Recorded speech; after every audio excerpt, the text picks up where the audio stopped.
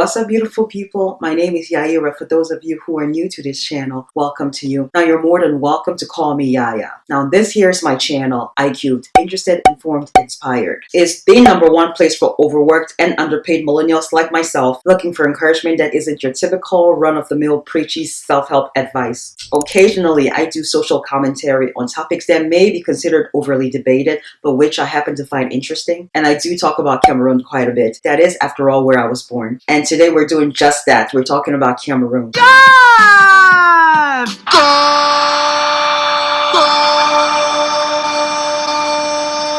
Now, I'm always excited about the topics I discuss on this channel, but today I'm particularly excited.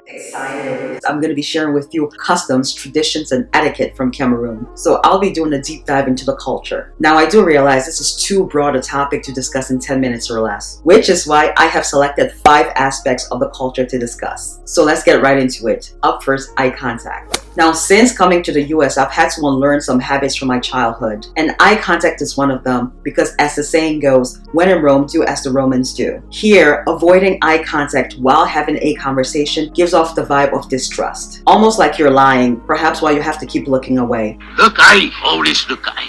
Avoiding eye contact could equally mean nervousness, indifference, or inattentiveness. Whereas in Cameroon, a child best avoid direct eye contact with an adult, especially if that child is being reprimanded by said adult. It is a sign of disrespect to look an adult directly in the eye, and the parents of that child are going to be blamed for that bad behavior. I remember when I first came to the US and I started school late, about a month into the semester. I started in 9th grade, in case you're wondering. One of my teachers, Mr. Russo, had kept me after class to talk to me about an assignment I hadn't done properly. I think it was for government class. I was so lost in that class. So as he was talking to me, I kept my gaze low because he's older than me and he's an authority figure at that. He's my teacher. And I remember he said to me, "You can look at me, I don't bite." And even after he said that, it was still difficult. All my life I had to fight. All my life I'd been taught one thing, and now I was being told different. So that was a bit of an adjustment. Now, following the same logic of respect and courtesy, when someone hands you something, you take it with your right hand, or both hands, but never your left hand. And you might ask, well, what if you're left-handed? The answer, you still have to take it with your right hand or both hands. It's just tradition, but I personally think there are superstitions involved with that. You know, like evil or the devil being associated with the left, which is why left-handedness is discouraged. Now, I remember when I was younger watching my dad hold a knife with his left hand to cut a piece of bread. And then, of course, I asked him how he was able to do that while being right-handed. And he told me, if I remember correctly, that he was left-handed as a child, but that left hand kept getting smacked whenever he would use it, I'm guessing by teachers, to discourage him from using it. And so he had to learn to be right-handed by force. Another practice of courtesy and respect is addressing your elders as auntie or uncle, even if they're not related to you. When I was in primary school, which is the equivalent of elementary school here, I and the rest of my schoolmates addressed our teachers as auntie or uncle. When I moved on to secondary school, which was the boarding school, I then addressed my teachers as Mr. and Mrs. Mr. and Mrs. Mr. and Mrs. One of my mother's friends, who is way younger than my mom, always addresses my mother as auntie, and my brother and I refer to her as auntie even though she's not related to us. Now, these are practices that are common in Cameroon, but I can say with confidence, based on conversations I've had with friends from other African countries, that these practices are not just specific to Cameroon.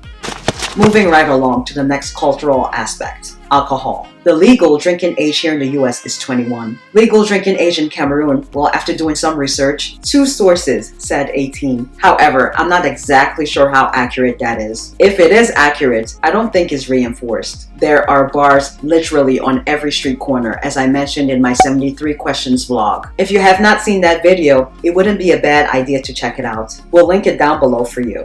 Where sending anyone who isn't 21 years of age to buy alcohol here in the US could get you locked up. I remember being sent by my cousins who were way older to buy beer when I was like 9 years old. See, in Cameroon, if you're old enough to count money and to cross the road by yourself, anyone can send you to the store to buy anything, including alcohol. Now, it's been a while since I've been to Cameroon, so it is possible that some of that has changed. Surprise house visits is the next cultural aspect in Cameroon that will not fly over here. See, over here in the US, you can't just drop by anyone's house without letting them know ahead of time. It's called trespassing or stalking.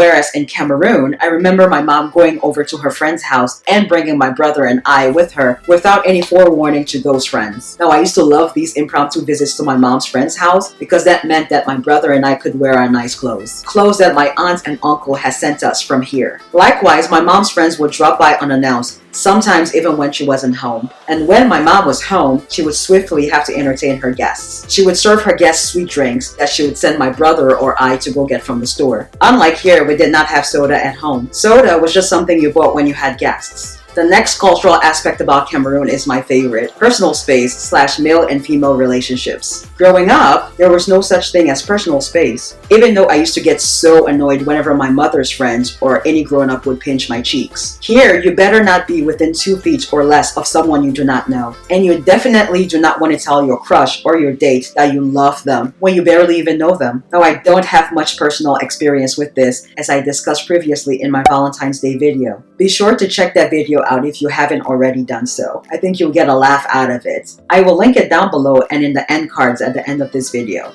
This "I love you" phrase was not a common occurrence, whether it was between parents and children or couples, except in movies, when men typically said "I love you" to women they were interested in. Women they had just met and barely knew, almost as though "I love you" and "I like you" are interchangeable phrases.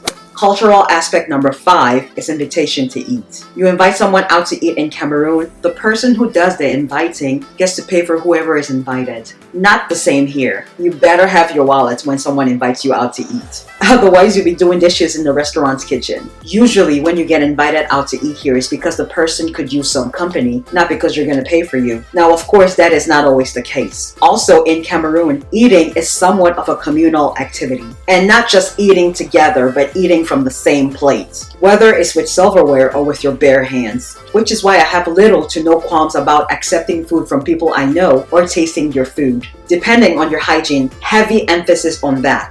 If you don't look like you washed your hands while preparing your food, thanks but no thanks. I'm good. I am not accepting the food. And with that being said, that's all I have for you today. If you enjoyed this video, make sure you hit the notification bell, because in my next video on Tuesday, with Halloween being around the corner, I'll be serving up some more culture. This time in the form of superstitions and scary stories we were told as children. I'm shaking in my boots. If I piqued your interest, hit the notification bell and be sure to check out these other 2 videos related to Cameroon. Thank you so much for watching and have a wonderful day, week, month, life. And see you next Tuesday. Tuesday!